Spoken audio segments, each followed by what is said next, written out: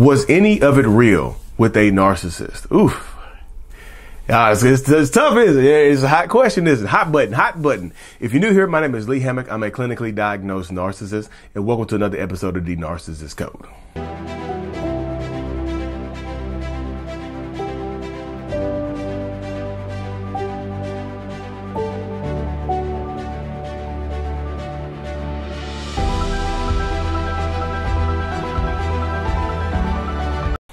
Boom. Welcome back, folks. Yes. This is one of the main questions that I get throughout the entirety of my platforms, right?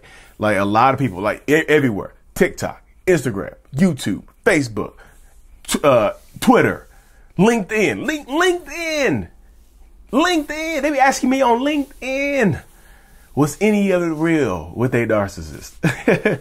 And I'm gonna just be real now. And this, y'all know I'm a diagnosed narcissist. I'm a self-aware narcissist and whatnot.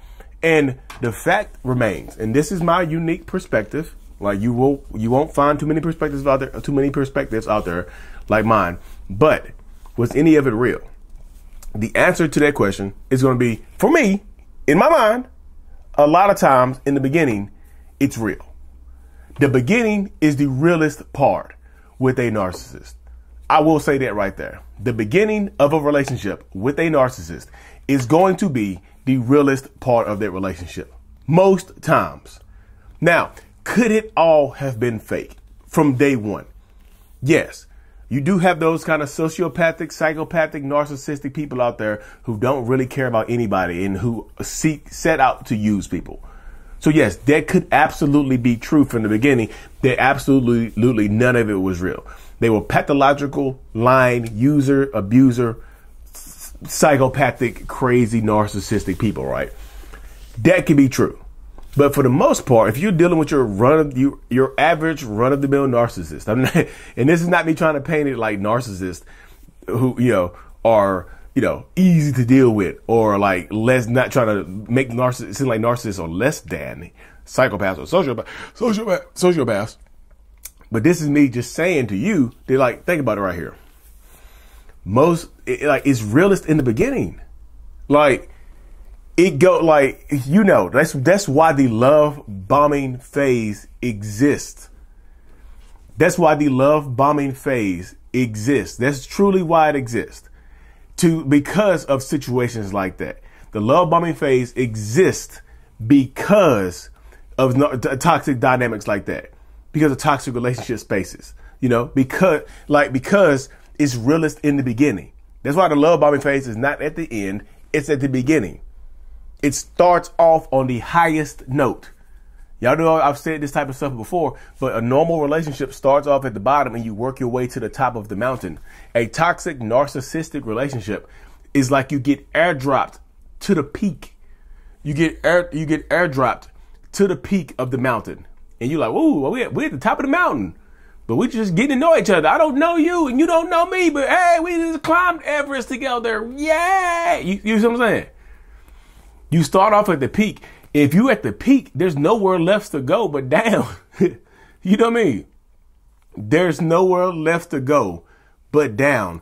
If you think about it right here from this space, from this dynamic, like there's nowhere left to go but down. If you're at the top, there's nowhere left to go but down. So was any of it real? I think that when you do get the narcissistic person, there's a spectrum, the narcissists that are lower on the spectrum, right? That they can care about you. They can. And oh God, let me stop right there. Pause. This is not me trying to say, hey, it was real. Hey, Lee said it was real, so I should give this person another chance. That's not what the hell I'm saying at all. That's 0% of what I'm saying right now. Absolute 0% of what I'm saying right now is that right there. It's 0%. Again, let me reiterate, 0% of what I'm saying applies. This is not me trying to say go back to your toxic relationship and give them another chance because I said some of it was real. This is not me saying that you can rekindle anything from that toxic narcissistic person or relationship. This is not what I'm saying, right? What I'm saying is that they could have been real in the beginning.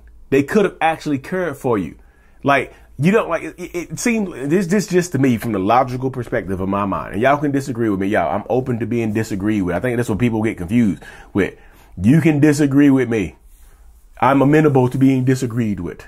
You know, just keep the disrespect to a minimum, you know, but I think they care about you in the beginning. A lot of them do, but the care goes away. It fades away. It fades fast. The beginning of the relationship is a dopamine hit. It's just like a super high. It becomes damn near intoxicating, right? I'm intoxicated. I'm intoxicatingly in love with you. I'm obsessed with you. I'm in lust with you. I crave you. I crave your essence, your smell, your touch, your voice, just your presence. I crave it, you know, but again, sooner or later, it's just kind of like I crave ice cream, you know, I crave a lot. I crave Moose Tracks ice cream. And once I get that, that craving has been satisfied, you know, I don't necessarily want Moose Tracks no more for a little while. I'll still like Moose Tracks. I still my favorite ice cream. You still my favorite supply. But I just don't need it right now. I can get it anytime. So I don't necessarily kick Moose Tracks to the curb. I put it in the freezer. I can come back and eat it later. You know, I can pull it out the freezer and eat it anytime I want to. Now I know y'all minds went to the gutter right there. Get your mind out the gutter. But they put you in the freezer. They put you. My mind went to the gutter too, did it? Sorry, but that's how it goes. So the realest part of a relationship with a narcissist is going to be the beginning. That's just factual, y'all. Can you have, after the beginning of the relationship, 6 months, 12 months, 3 years, 10 years down the road, can you have another peak? Yes, you can have multiple peaks. Look, that's why it's called a mountain range. I think Mount Everest is part of a mountain range, isn't it? I could be wrong. I could absolutely be wrong right there. You know what I mean? I'm geographically ignorant right there. You know, is Mount Everest part of a range? Mount Everest is Earth's highest mountain, sub-range of the Himalayas. Yep, the Himalayas is part of the sub-range of the Himalaya mountains. So there's other peaks there as well. Mount Everest is just the highest peak. Your toxic relationship starts off at the highest peak. There's other peaks. You can see other peaks from the top of Everest. You're like, oh, look at that. There's another peak down there. It's a lower peak, but it's still a peak. Other people, and when you've been to the top of Mount Everest, like other peaks will never ever feel the same. The new peaks won't feel the same. They'll still feel good every now and then, because if you're not getting peaks, if you're not getting mountain peaks, if you're always at the bottom, a peak feels good, right? So even a smaller peak feels good. That's where intermittent reinforcement comes in at. That's where breadcrumbing comes into play. They give you a little bit, so you stay with them.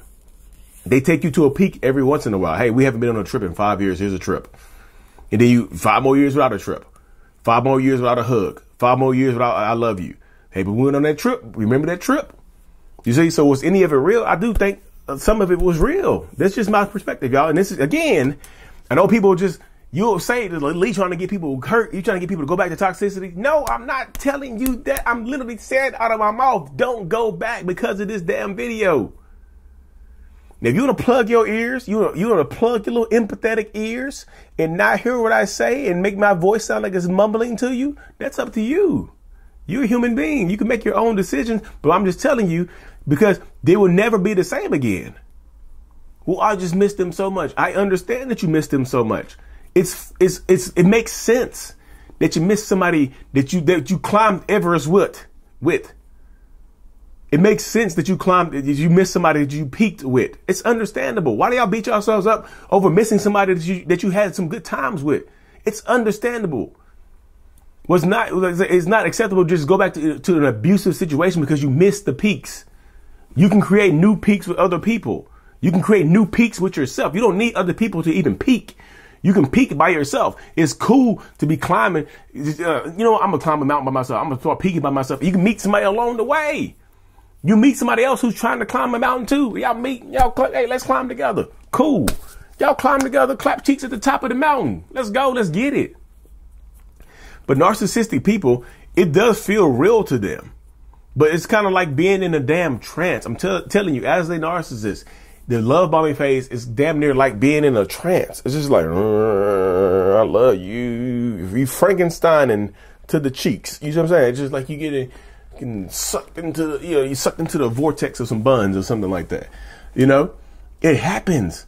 But it's like when you snap out of that trance, when it's just like, when I snap my fingers, when I snap my fingers, you will wake up and realize that you don't love them cheeks.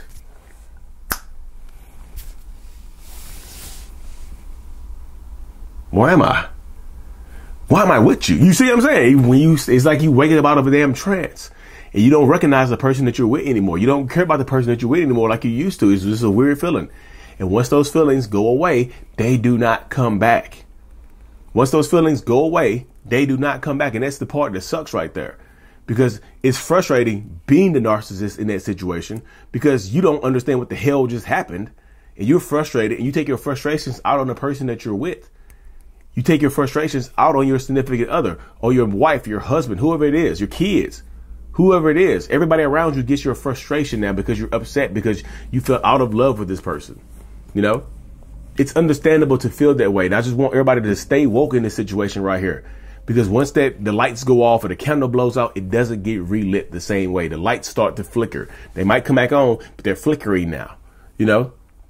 But that's part of the cycle of a narcissistic relationship. If y'all want to know more about the cycle of a narcissistic relationship, check out my course called Understanding the 7 Stages of a Narcissistic Relationship. I go into great detail about the 7 stages, about the love bombing phase, why the love bombing phase ends, why it will never be the same, how narcissists feel during the love bombing phase. You know, I break that down very clearly and directly in the